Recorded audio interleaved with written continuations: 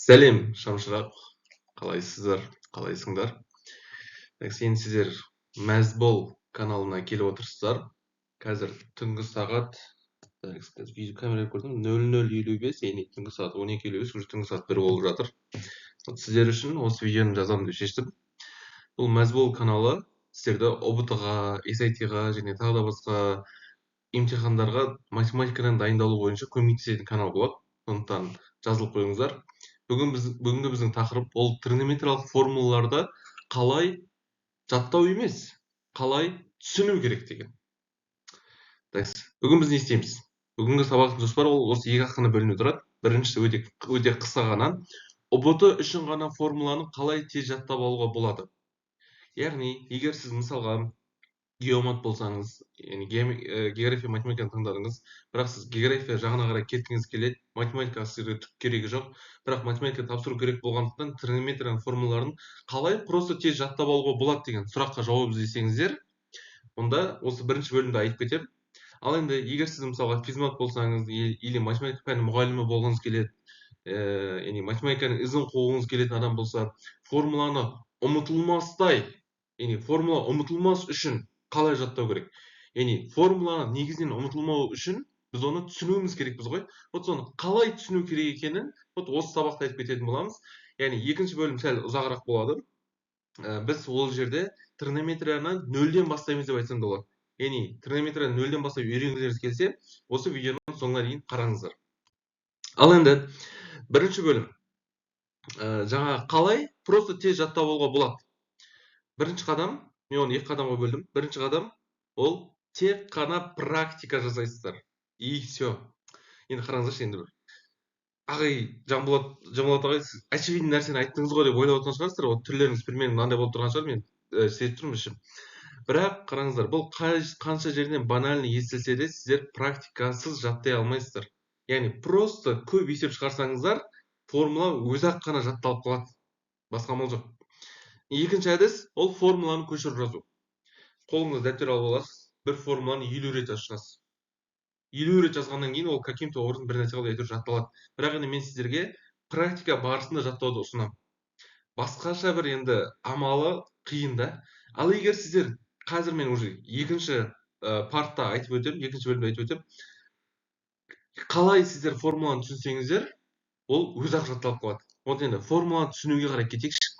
Вот біз қазір тригонометрияны нөлден бастаймыз. Кім бас жағын біледі, видеоны өткізіп қарай берсеңіздер болады. Бірақ енді жалпы басынан бастасақ былай. Жалпы тригонометрия қайдан келіп шығады? Тригонометрия дегеніміз ол мынау үшбұрыштардан келіп шығады ғой.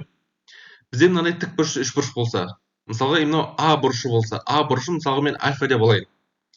Енді А бұрышының синусы дегеніміз, яғни синус альфа дегеніміз ол мынау тік бұрышы үшбұрышты А мен Б деген катет қой. А да, Б да бұл не нәрсе?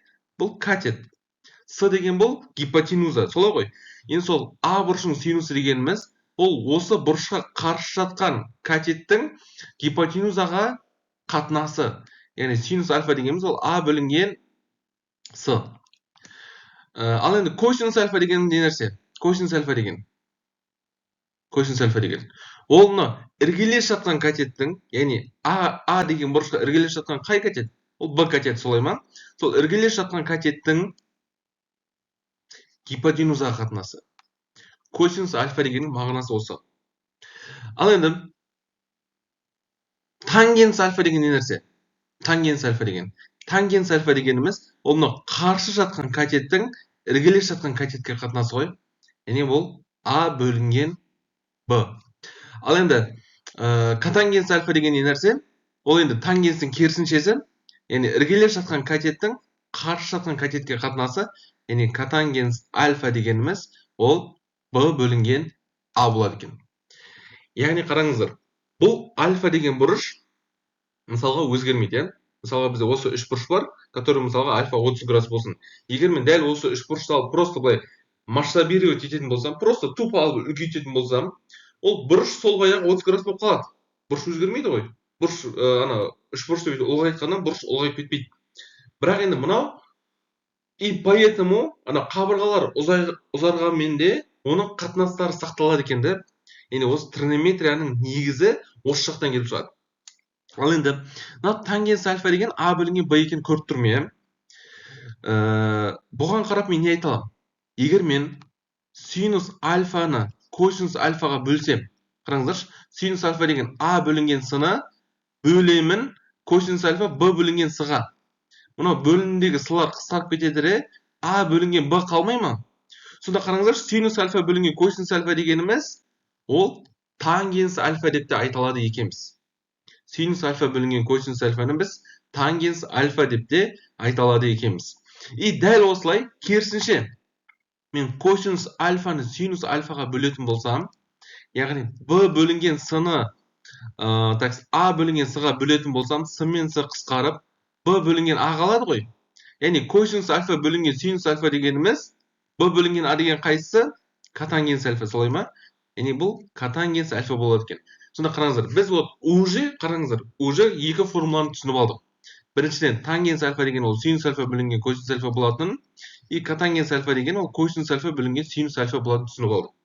Ал енді осы екеуіне қарап тұрып мен не айта аламын?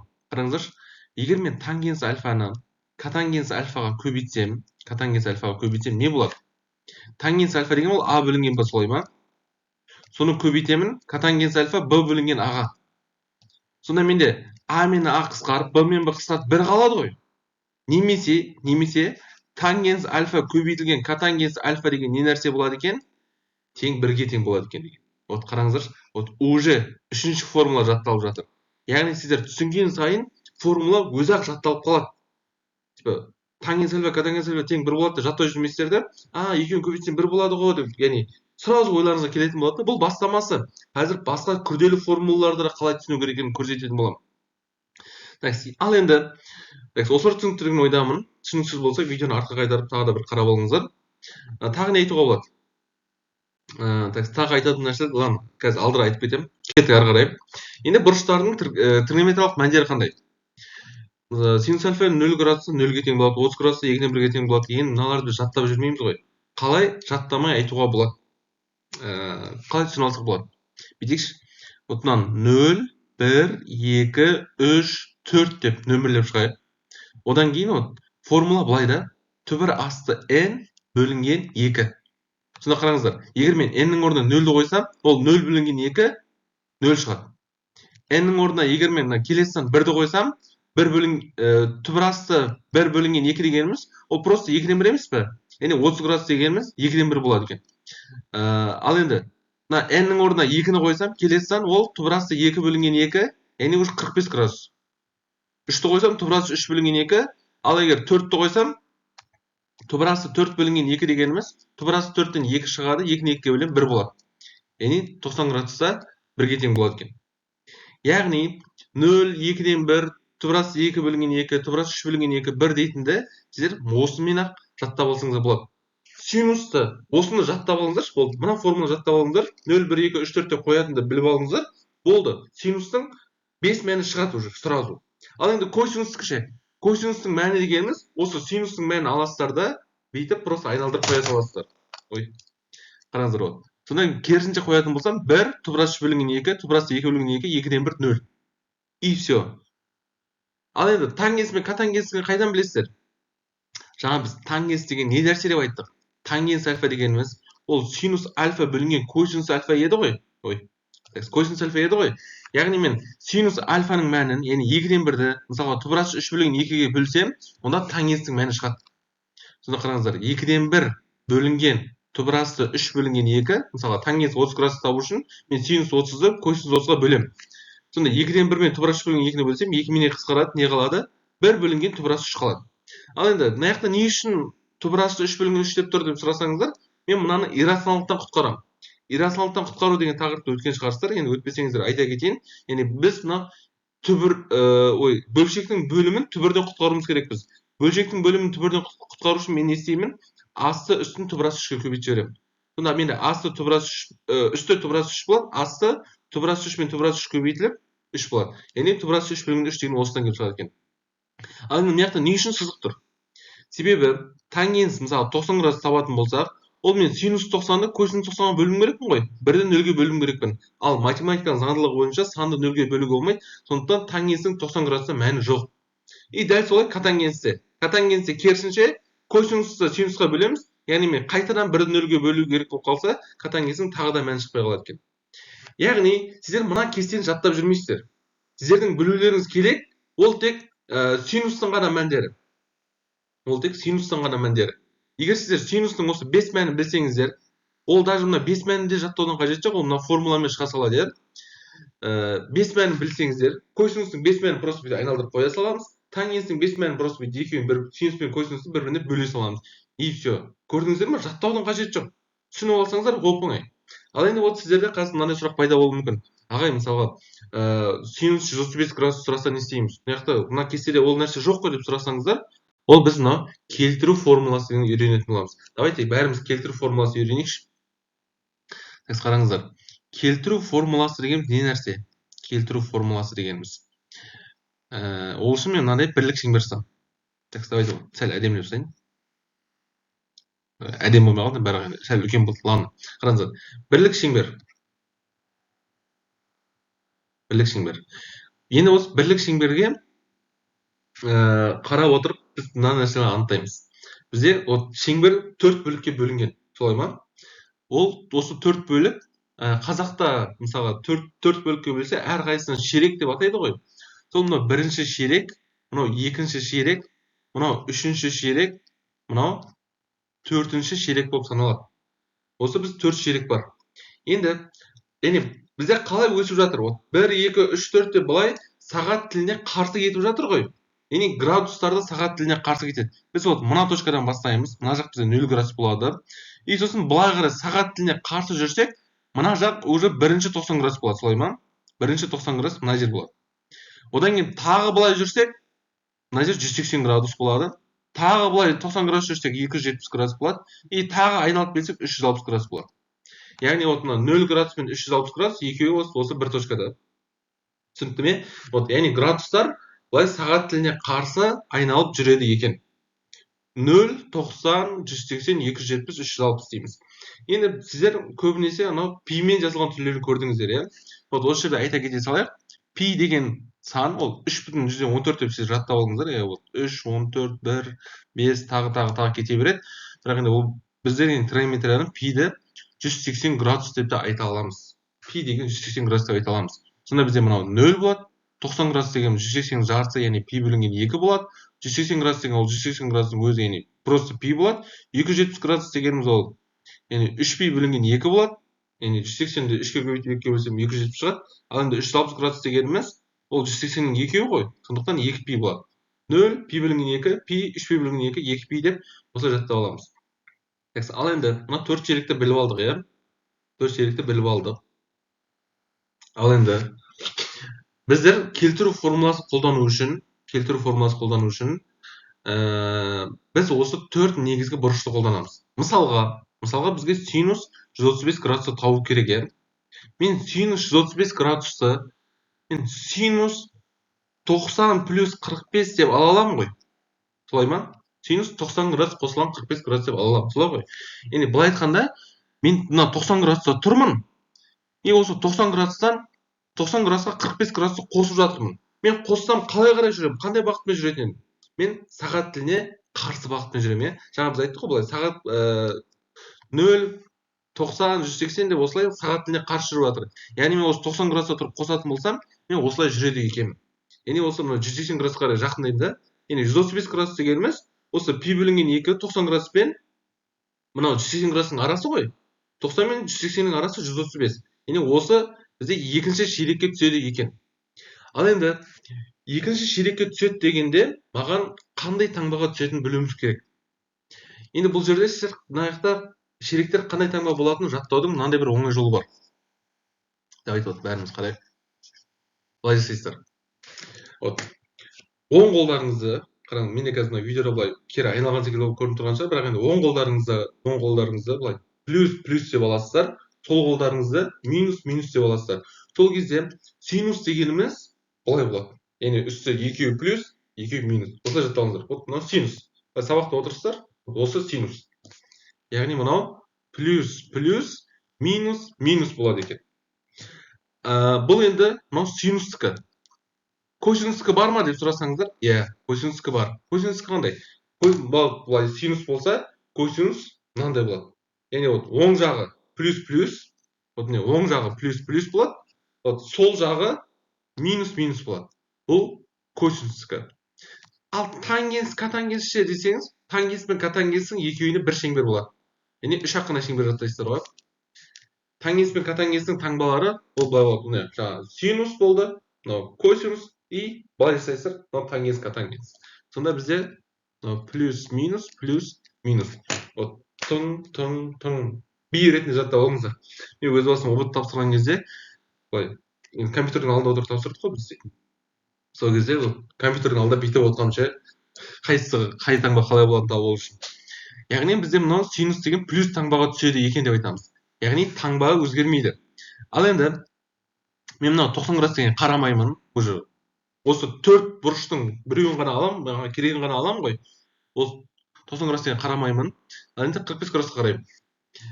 Былай енді синус бар ғой. Синус, косинус, тангенс, котангенс жалпы барлығы бар ғой. Мынау үстіңгі және астыңғы нүктелерде өзгереді. Қалай өзгереді? Синус косинусқа өзгереді, косинус синусқа өзгереді. Тангенс котангенске өзгереді, котангенс тангенске өзгереді деген секілді. Оны былай жаттап аласыздар оқушылар, қараңыздар.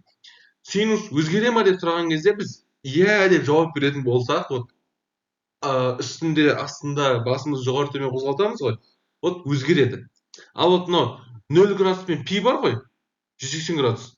Бұл мына екеуінде өзгермейді.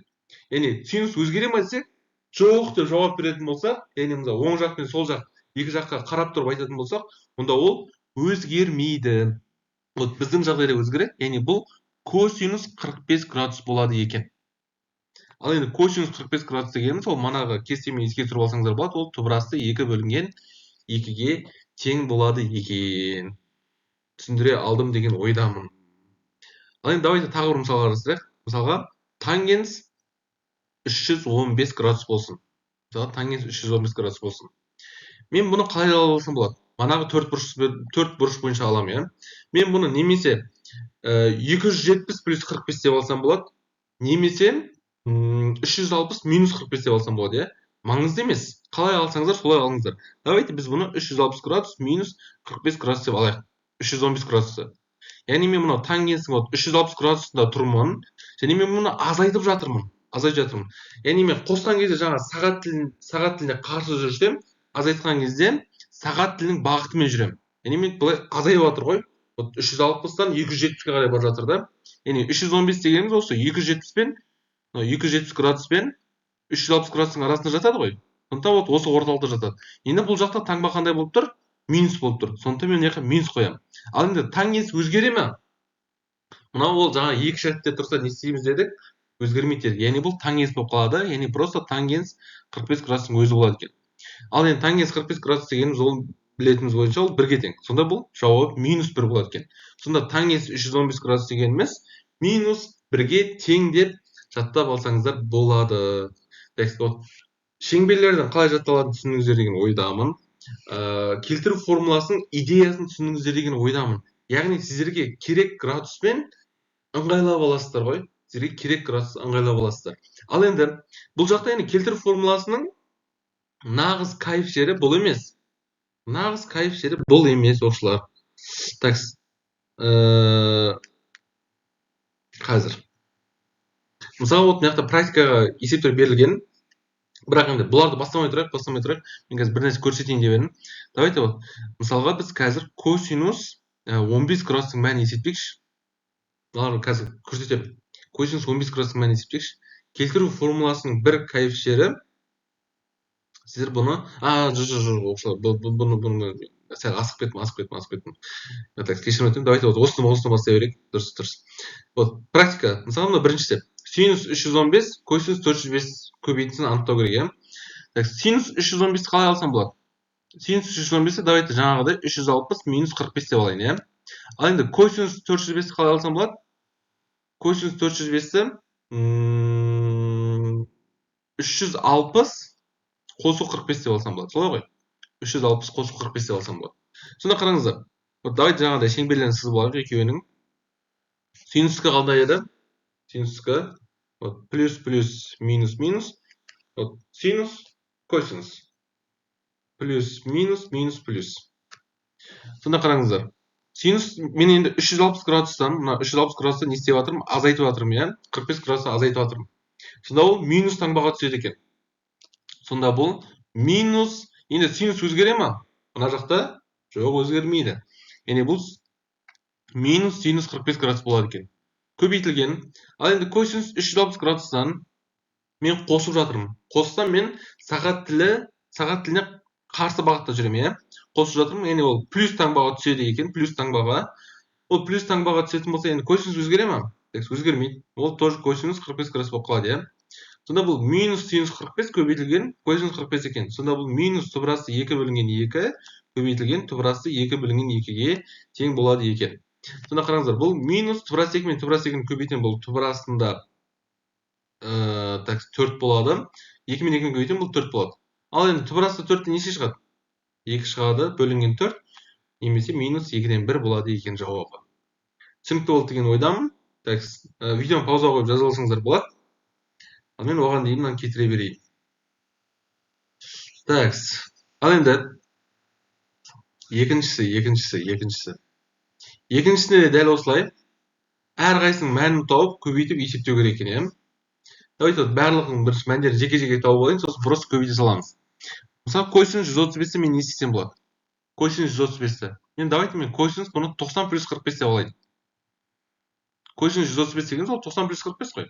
Ал енді косинустың шеңбері қандай еді? Плюс минус минус плюс. Сені мен 90 градустан не істеп жатырмын? Қосып жатырмын. Қоссам ол менде минус таңбаға түседі екен. Сонда бұл минус и косинус өзгере ма деген сұрақ қоямыз. Әрдайым қойыңыздар осылар. Жоғарғы 90 градус пен 270 градуста өзгереді. Сонда бұл минус синус 45 болады. Ал енді синус 45 түбірасты 2 бөлінген 2-ге тең, сонда мынау минус түбірасты 2 бөлінген 2-ге тең болады екен. Ал енді синус 240 ше. Синус 240 градус ше. Синус 240 градусымен қалай алсам болады? Давайте былай алайық. Синус 270 минус 30 градус деп алайын, иә? 270 минус 30 деп алсам болады, иә? Синустың мәндері қандай еді? Плюс плюс минус минус таңбалар, иә? Ал енді мен 270 градустан не істеймін? Азайтып жатырмын, иә? Азайтсам ол мен былай жүремін, сағат тілі бағытымен жүріп, и менде минус таңбаға түсем. Минус таңбаға түссем, бұл минус болады, и синус өзгере ма? Синус мына жерде өзгеретін бе еді? Иә, өзгереді. Сонда бұл минус косинус 30 градус болады. Ал енді косинус 30 градуста қаншаға тең? Ол минус түбірасты 3 бөлінген 2-ге тең болады екен. Окей. Енді котангенс 210-ды анықтайық. Давайте оны мына жаққа жазайын. Котангенс 210 градус дегенді. Оны қалай алсам болады? Мен оны былай жазайын, иә? 180 плюс 30 градус деп жазайын. 180 плюс 30 градус. Енді котангенстің шеңберін жасайық. Мына жаққа бір сидыр жіберейік. Ол қалай еді? Былай еді ғой. Плюс минус плюс минус. Сонда мен не істеп жатырмын? 180 градустан қосып жатырмын, иә? 180 градустан қосатын болсам, мен плюс таңбаға түсемін. Олай болатын болса, и өзгере ма котангенс? Жоқ, өзгермейді. Бұл котангенс просто 30 градусқа тең болады екен, иә? Ал енді котангенс 30 градус дегеніміз қаншаға тең? Котангенс 30 градус дегеніміз қателеспесем, түбірасты 3-ке тең. Иә, түбірасты 3-ке тең. Ал енді бөлімінде тангенс 330 екен. Енді біз бұны біліп тұрмыз. Давайте біз бұны тангенс 360 минус 30 деп алайық, иә? 360 минус 30 деп алайық. Сонда бұл мен тангенс мен котангенстің шеңбері екеуіне бірдей.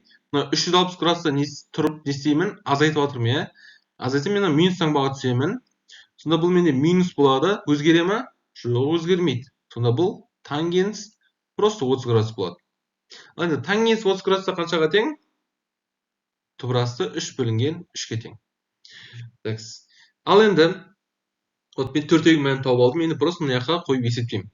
Сонда бірінші минус түбірасты 2 бөлінген 2 көбейтілген минус түбірасты 3 бөлінген 2 көбейтілген котангенс 210 деген түбірасты 3 бөлінген минус түбірасты 3 бөлінген 3. Біріншіден мына 2 минус плюс болып кетеді.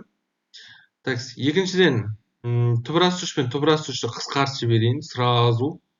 Так, 2 мен 2, так, мына бөлімдегі 3 алымына көтеріліп кетеді. Ол не үшін көтеріліп кетеді дегенде енді білетін шығарсыздар, енді білмесеңіздер бір қарап алыңыздар. Бөлшектің бөлімнің бөліміндегі сан не үшін алымына көтеріліп кетеді? Оңай нәрсе. Так, енді мына жақта не болады? 2 мен 2 көбейтіліп бөлімінде 4 болады. Алымында түбірасы 2 мен түбірасы 3 көбейтіліп түбірасы 6 болады. Еще мына 3 барды, сонда бұл 3 түбірасы 6 бөлінген 4 шығады екен мәні. Так, түсіндіре алдым деген ойдамын. Түсінбесеңіздер, видеоны тағы бір қайталап қарап, асықпай өздеріңіз отырып шығарып көріңіздер. Ал енді мен мынаны кетірейік. Давайте енді үшінші есепті. Так, үшінші есепті оқушылар, өздеріңіз шығарып көріңіздер. Сәл қатып отыр ма? Yok қалды. Қатып қалған секілді қалды ғой. Окей.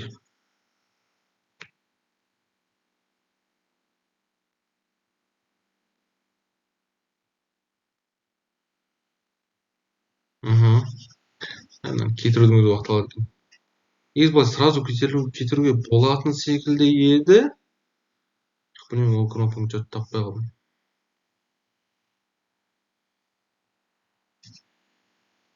Так, арнаға жазылып отырыңыздар, лайк қойып отырыңыздар.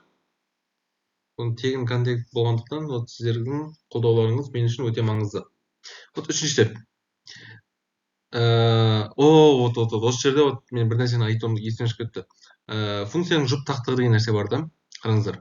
Мысалға, синус минус 30 градус болса, бұл кезде сіздер просто минус синус 30 градус есептей салсаңыздар жеткілікті. Яғни былай айтқанда, синустың ішінде минус градус болатын болса, оны просто минусы алдына шығарып жібересіздер. Ал егер косинустың алдында минус тұратын болса, косинус ол минусты жеп қояды. Яғни косинустың алдында, бұрыштың алдында минус тұрса да, тұрмаса да маңызды емес. Просто кәдімгі плюс секілді шығара бересіздер.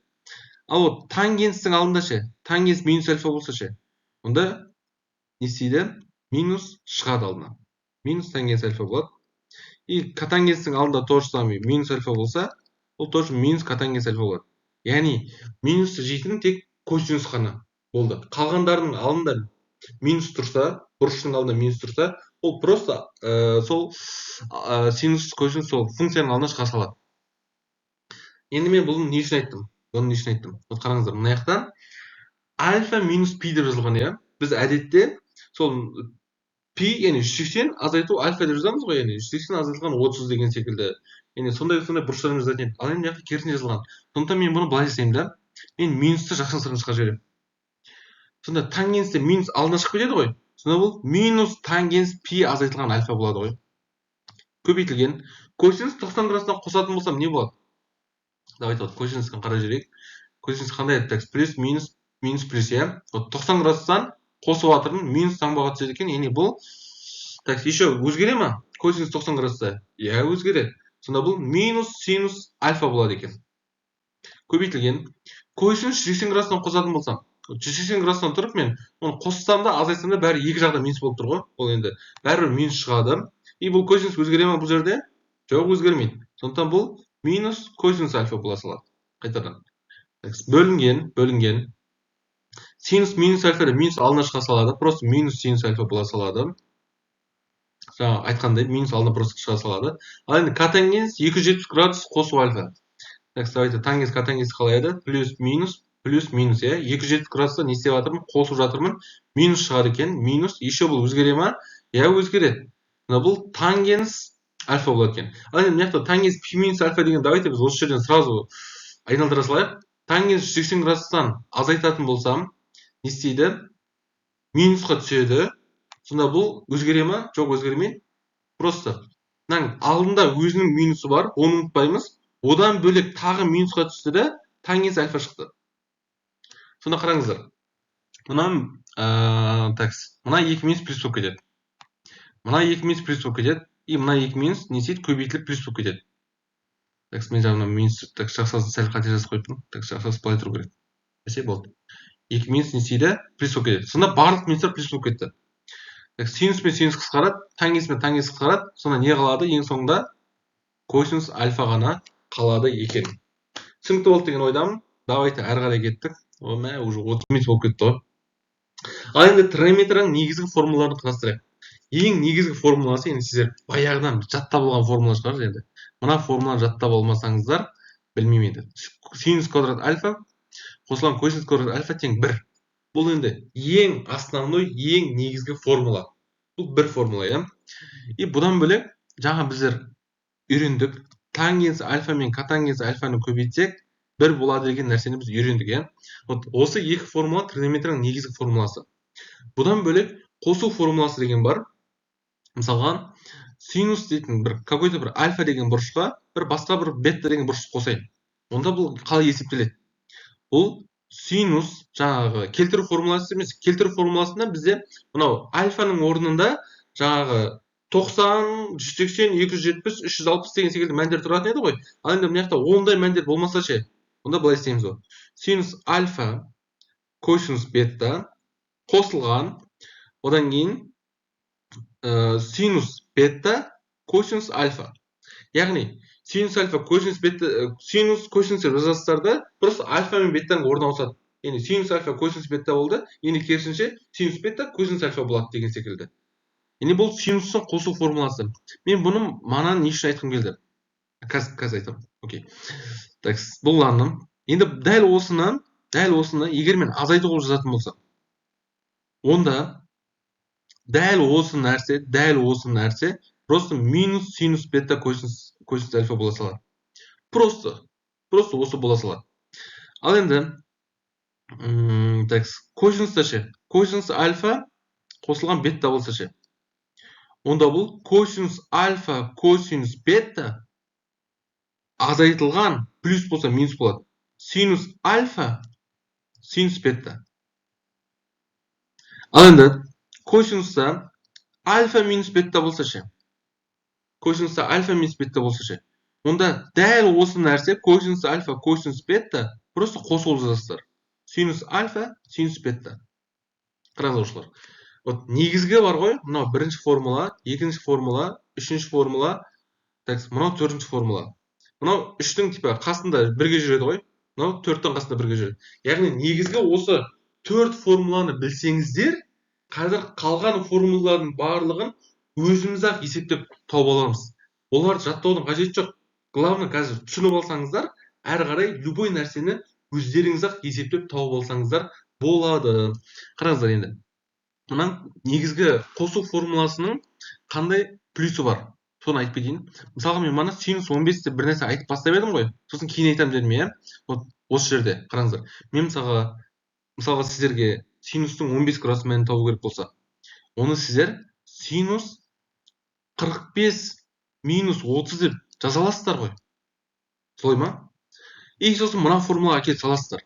Сонда қараңыздар, бұл синус 45 косинус 30 азайтылған синус 30 косинус 45 градус бола қояды екен. Тең болады.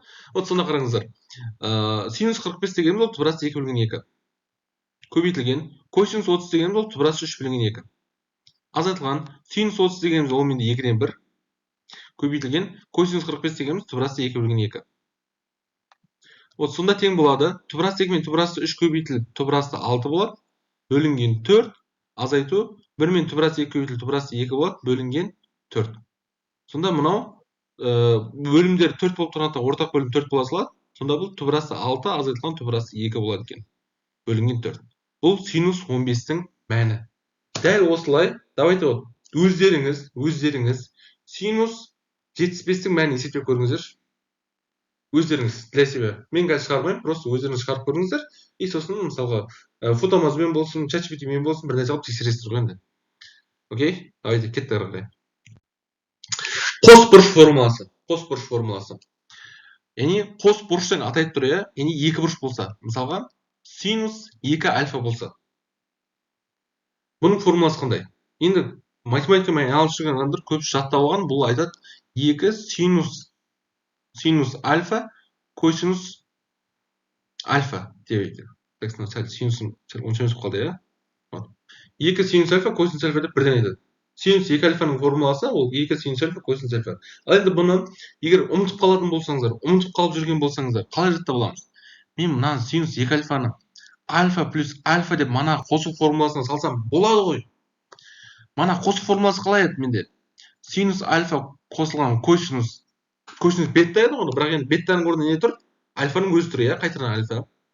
Так, қосылған. Енді екеуінің орны ауысу керек, бірақ енді орны ауысса да бәрібір синус альфа косинус альфа болады. Сонда қараңыздар, синус альфа косинус альфаға синус альфа косинус альфаны қосамын. Бір алма бар еді, соған тағы бір алманы қосам, 2 алма болады ғой. И дәл солай, сондықтан 2 синус альфа косинус альфа болады деп айтасыздар. Яғни синус 2 альфаның формуласы мына қосу формуласынан келіп шығады екен ғой. Оқушылар. Вот мен өз басымша ешқандай формула жаттаған емеспін тригонометриядан.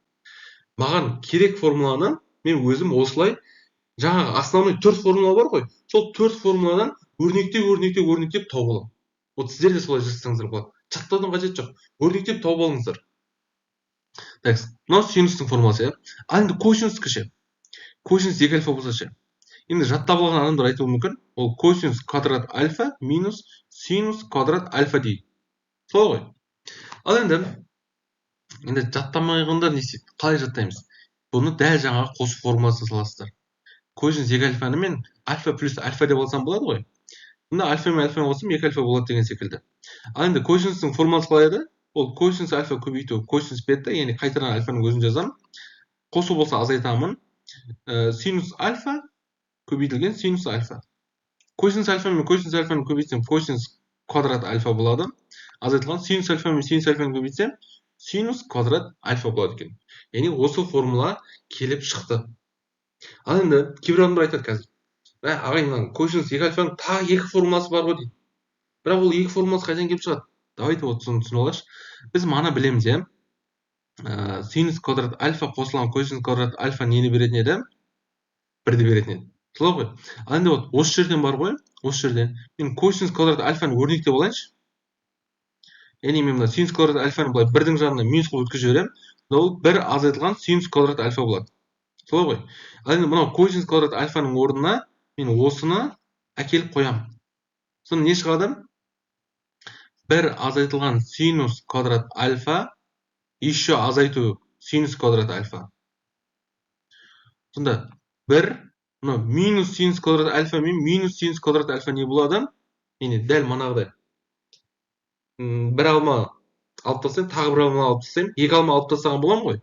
Вот минус 2 синус квадрат альфа болады.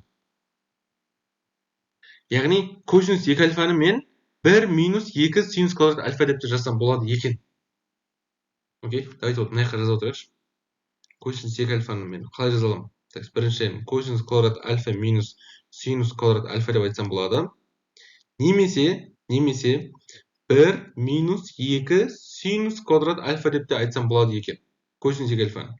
Ал енді мына жақта енді косинус квадратты емес, синус квадратты өрнектеп алайықшы, синус квадратты. Яғни синус квадрат альфа тең болады деп айтайын. Сонда мына косинус квадрат альфаны 1-дің жанына минус болып өтіп кетеді. 1 минус косинус квадрат альфа болады. Енді мен осы текстаны кетірейін.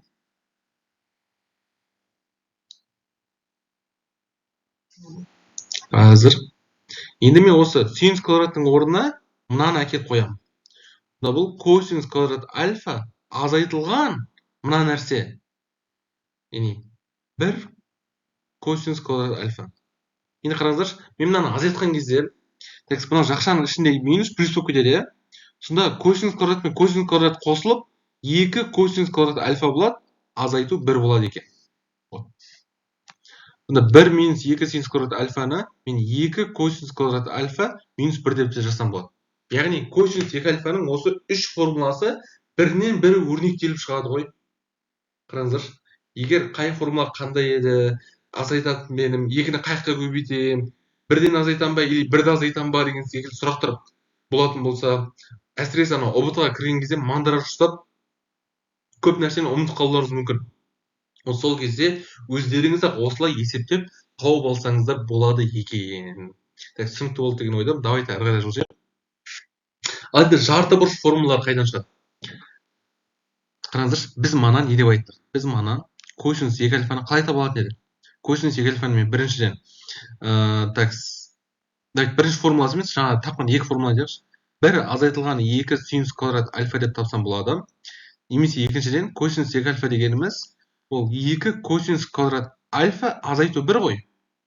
Солай ма? Осы екі формула білеміз, е. Ал енді осы жерден мынау синус квадрат альфаны мен өрнектеп алайын бірінші формуладан. Оны өрнектеу үшін не істеймін?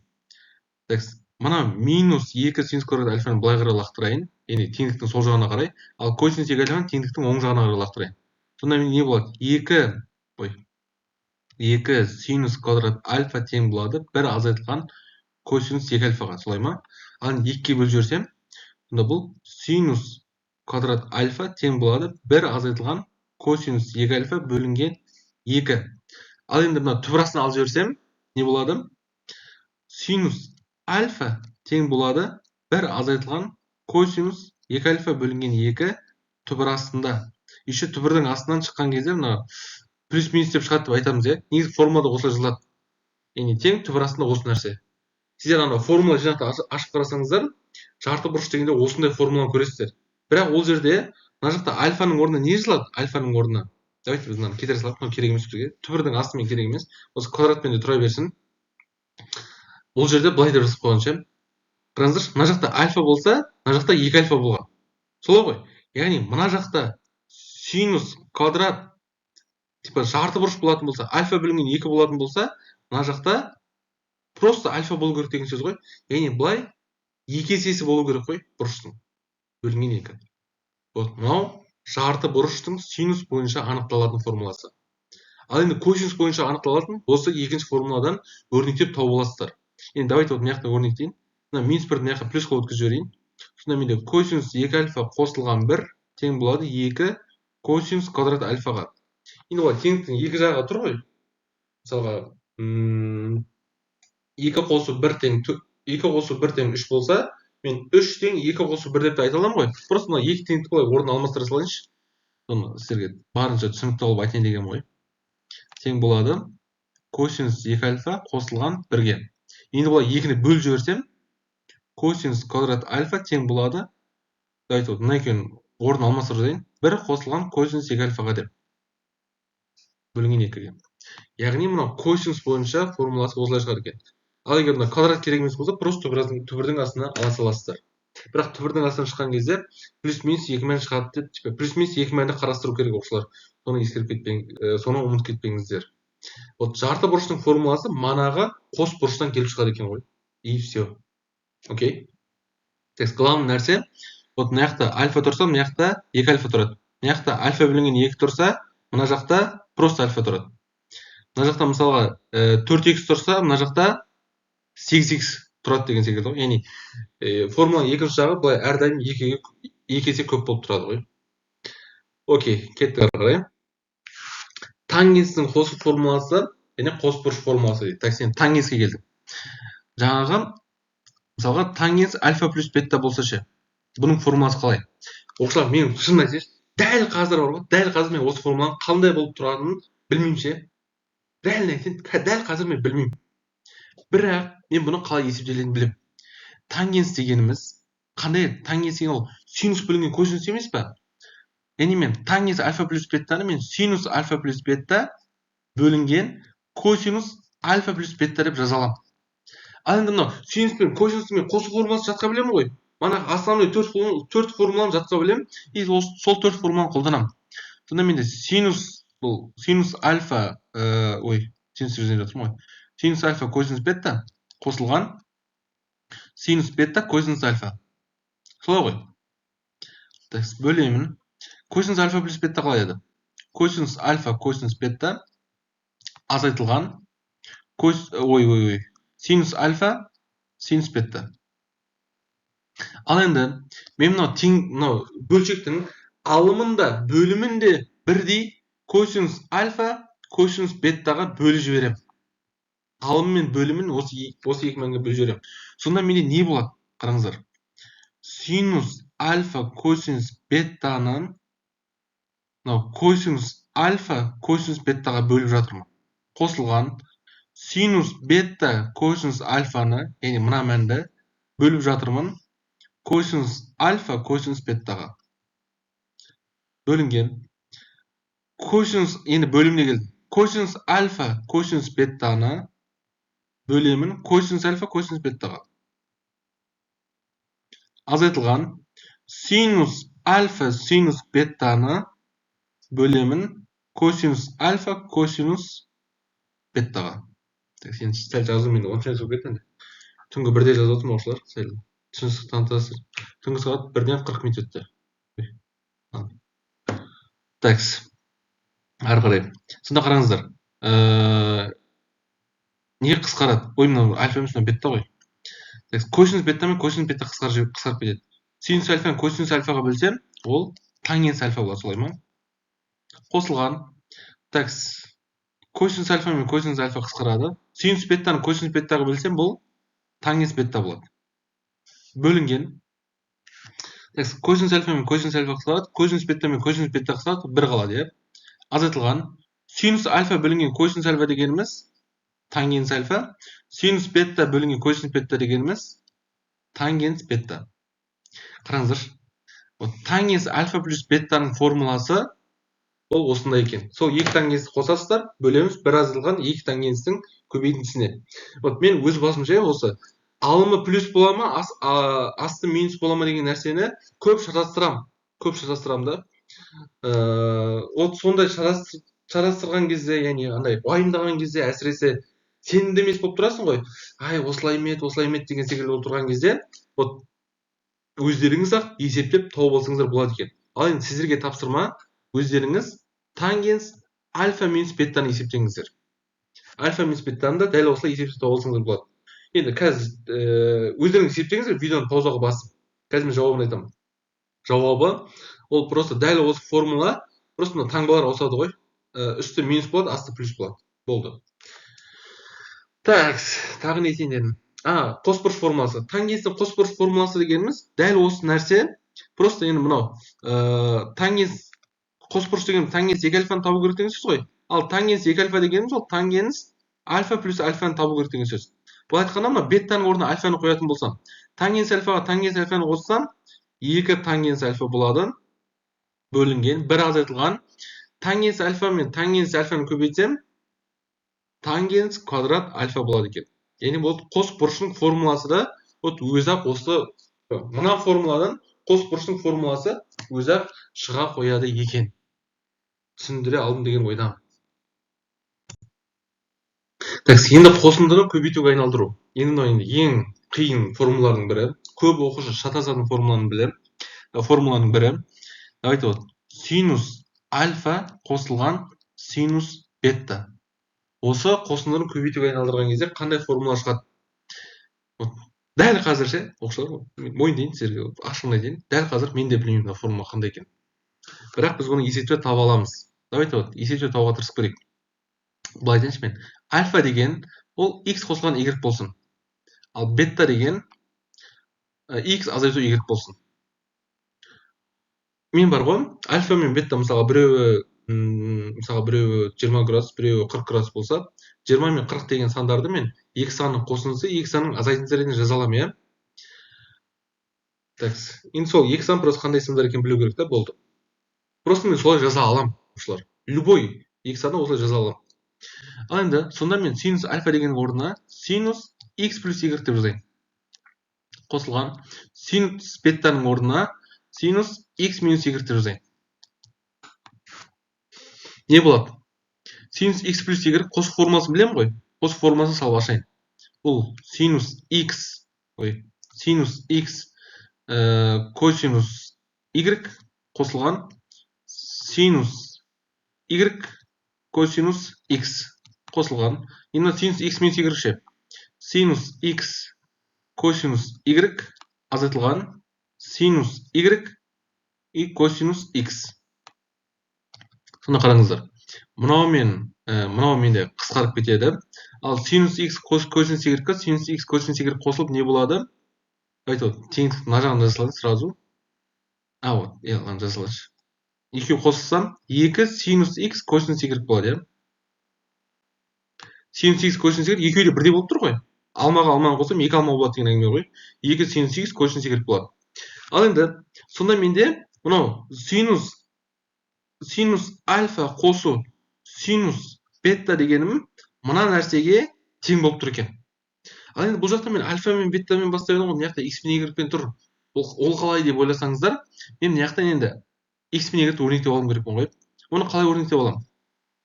Оны мен жүйе арқылы өрнектеп аламын.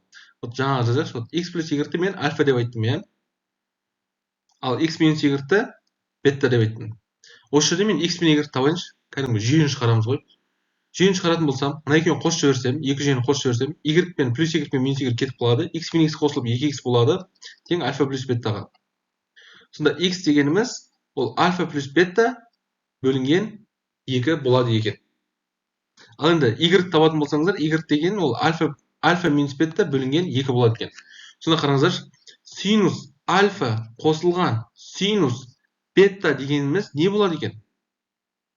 Бұл 2 көбейтілген синус альфа плюс бета бөлінген 2 и косинус альфа минус бета бөлінген 2 болады екен.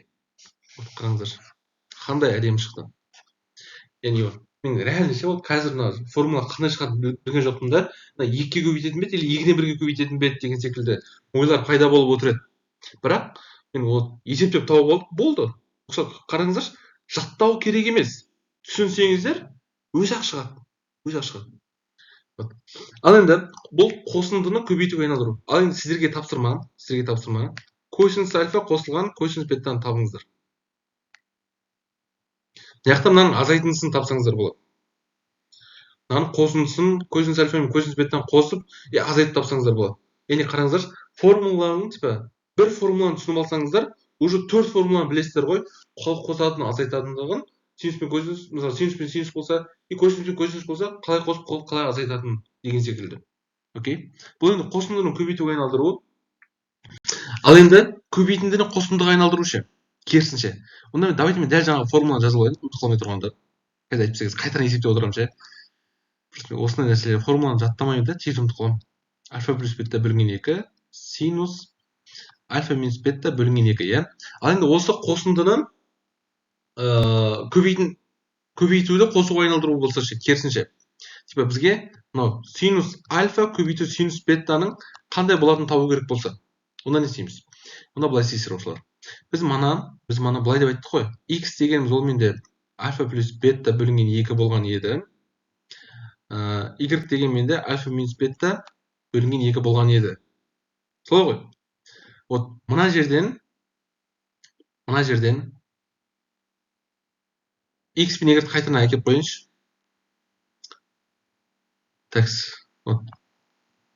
Альфа дегеніміз не болған еді? Альфа дегеніміз ол X плюс Y болған еді.